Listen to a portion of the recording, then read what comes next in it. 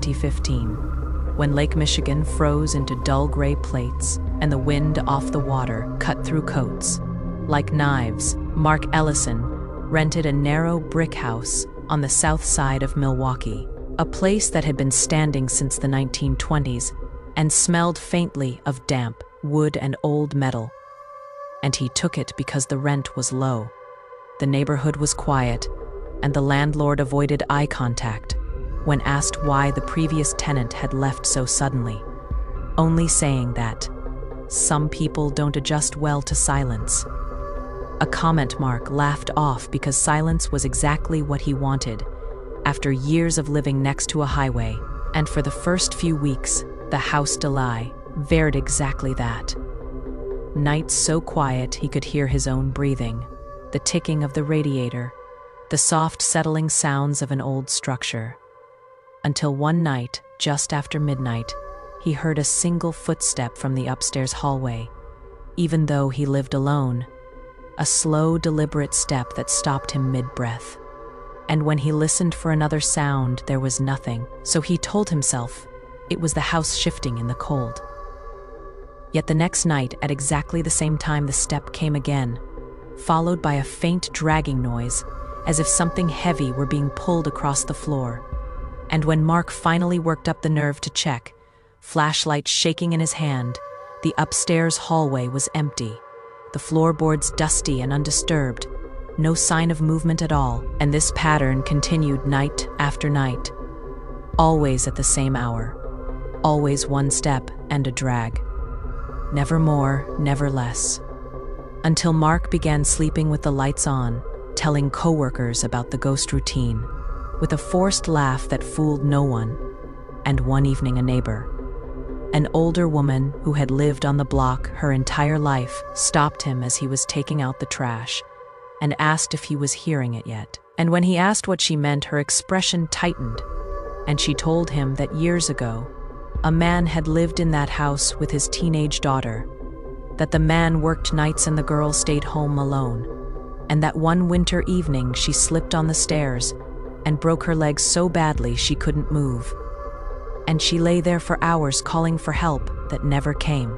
And by the time her father returned, she had frozen to death, her body found twisted at the top of the stairs, one foot stretched into the hallway as if she had almost made it. And the neighbor said people claimed to hear her trying to finish that last step, dragging herself forward. And Mark felt a coldness spread through him that had nothing to do with the weather.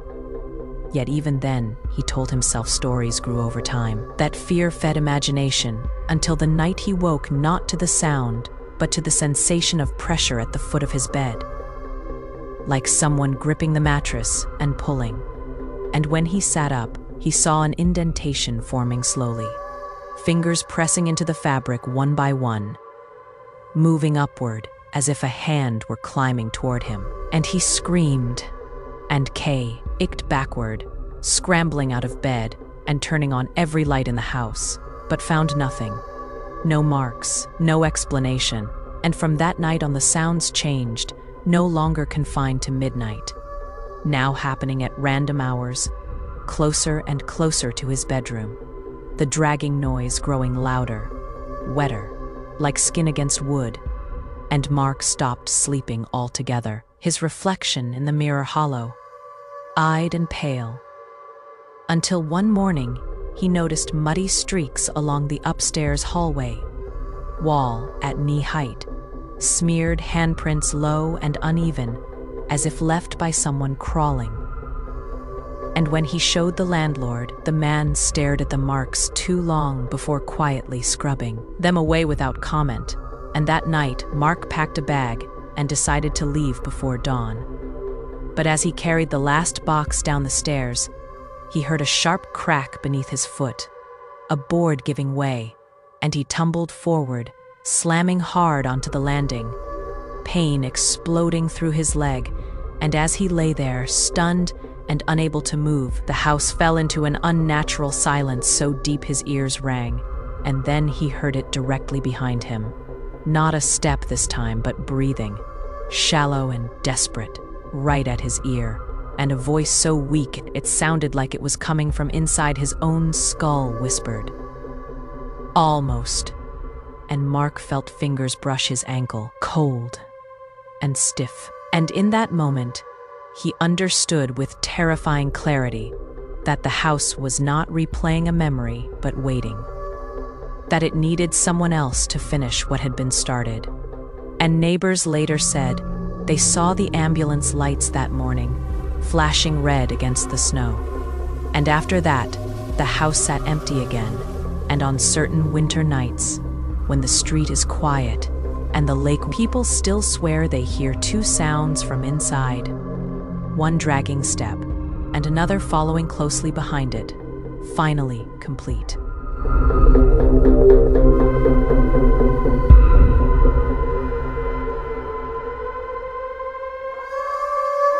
Story 2.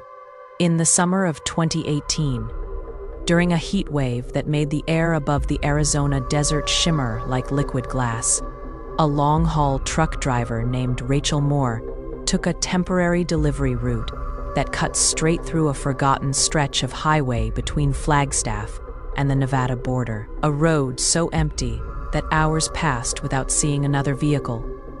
And at first, she welcomed the isolation, the hum of the engine and the endless red land calming her nerves. Until just after sunset, she noticed a figure standing at the edge of the road, a tall silhouette with its arm raised in a hitchhiker's gesture, and Rachel slowed, despite every instinct screaming not to, because the figure looked wrong somehow, too still, too straight, as if it had been placed there rather than standing on its own. And when her headlights washed over it, the shape resolved into a man wearing outdated clothes, a dusty denim jacket and boots that looked decades old. His face pale and smooth, almost waxy, his eyes dark hollows that reflected no light. And as he opened the passenger door without asking, a wave of cold air poured into the cab so sharp it made Rachel gasp. Yet he said nothing, only nodded once and sat facing forward, hands folded neatly in his lap. And when she asked where he was headed, he answered in a flat, distant voice, giving the name of a town she'd never heard of, one that didn't show up on her GPS. And as they drove, the radio began to crackle, stations dissolving into static no matter how she turned the dial. And the desert outside seemed to stretch unnaturally. Mile markers repeating numbers she was sure she had already passed. And every time Rachel glanced at the man, his reflection in the window lagged a second behind his movements, like a delayed echo. And when she finally demanded he get out, he slowly turned his head toward her, joints moving stiffly, and said, "Not yet," with a faint smile that showed no teeth. And then he lifted one finger and pointed ahead, and there, in the beam of her headlights, she saw a wrecked truck, half buried in sand at the side of the road, its cab crushed inward, the metal twisted and blackened as if by fire. And Rachel felt her stomach drop as she recognized the company logo on the door, the same one painted on her own truck. And before she could stop herself, she slowed, pulled over, and stepped out into the suffocating heat, the desert silent except for the ticking of her engine cooling. And as she approached the wreck, she noticed bones scattered in the sand, bleached white, some still wrapped in scraps of fabric identical to her uniform. And when she stumbled backward in horror, the heat vanished, replaced by a bone-deep chill, and the man was suddenly beside her, close enough that she could smell dust and old smoke on him. And he told her calmly that this was where he died, that his truck had blown a tire years ago, rolled and burned, and that every driver who stopped to pick him up ended up joining him, drawn off the road by confusion and exhaustion until the desert claimed them.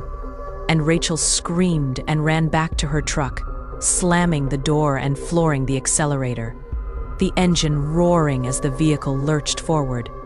But in the rearview mirror, She saw the man still sitting in the passenger seat, perfectly calm, his image not matching her movements at all. And the road ahead blurred, bending slightly inward like a tunnel. And the temperature inside the cab plummeted as frost crept across the windshield despite the desert night. And the man leaned closer, his voice now overlapping itself as if many people were speaking through him, saying, "You were already tired, already drifting." And Rachel felt her eyelids grow heavy, her hands slackening on the wheel, until she bit down hard on her tongue. The sharp pain snapping her awake, and with a desperate surge of strength, she swerved violently, forcing the truck off the road and into a shallow ditch, the impact jolting her forward and breaking the spell. And when she looked again, the passenger seat was empty, the cold gone, the desert heat crashing back in. And hours later, as dawn rose pink over the sand, a passing patrol found her shaking but alive, her truck damaged but upright. And when she tried to explain what happened, they dismissed it as heat exhaustion and hallucination.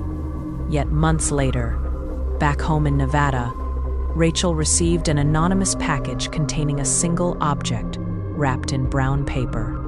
And inside was a cracked side mirror from a truck, the glass darkened by age, and etched faintly into its surface were the words, "Next time, don't stop." And from that day on, Rachel swore that every time she drives alone at night, she sees a tall figure standing just beyond the reach of her headlights, arm raised, patiently waiting for her to slow down.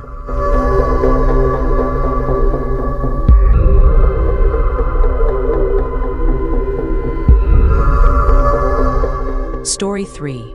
In the fall of 2020, when most of New England felt half abandoned and quiet streets echoed with uncertainty, a graduate student named Ethan Caldwell accepted a night security job at a private medical archive facility outside Providence, Rhode Island, a squat concrete building that stored decades of sealed patient records and outdated research materials. And the job seemed simple enough. Sit at a desk, monitor cameras, make hourly rounds, and log anything unusual. But on his first night, Ethan noticed that one hallway on the camera feed never appeared empty. Even when he physically walked through it and found nothing there, the monitor always showing a faint human shape at the far end, slightly darker than the shadows around it, standing perfectly still. And when he adjusted the camera angle, the shape adjusted too, always just far enough away to be indistinct. And the senior guard laughed it off, telling Ethan the cameras were old and prone to burn. And yet, Ethan began to notice a pattern, that the shape only appeared between 3 o'clock and 3:20 am, and only on the floor that housed records from a long-shuttered psychiatric wing. A wing rumored to have been closed after a patient disappeared without explanation. And one night, curiosity outweighed fear, and Ethan carried his flashlight down that hallway at exactly 3:05, his footsteps loud against the tile. And when he reached the spot where the camera always showed the figure, the air grew colder, smelling faintly of antiseptic and rust. And his flashlight beam flickered, catching briefly on something etched into the wall. Shallow scratches forming tallies, hundreds of them, layered over one another as if carved by fingernails, and beneath them, barely visible, were words repeated over and over. "I am still here." And as Ethan backed away, the hallway lights snapped off behind him one by one, plunging the corridor into darkness, except for the weak cone of his flashlight. And in that narrow circle of light, he saw movement, a shape unfolding itself from the wall, peeling away like a shadow gaining depth. Its limbs too long, its posture bent as if it had forgotten how to stand upright. And it took a single step toward him, and then another, each movement accompanied by a wet, shuffling sound. And Ethan ran, slipping around the corner and slamming into the security desk, gasping for breath as the lights came back on all at once. the monitors returning to normal, the hallway empty again, and the incident was logged as a stress reaction. But Ethan knew what he had seen, and night after night the scratches spread further along the walls, appearing where none had been before, creeping closer to the main desk, and the shape on the camera grew clearer, its head tilted as if watching him watch it. And one morning, Ethan found a new note scratched into the metal frame of the monitor itself, the letters uneven and deep. "You see me now," and he quit that same day, turning in his badge and refusing to look back. But months later, while studying late in his apartment, he noticed something wrong with his reflection in the darkened computer screen. A second outline standing just behind him, faint but unmistakable. And when he turned around, there was nothing there. Yet, on the screen, the reflection smiled slowly, as if it had finally followed him home.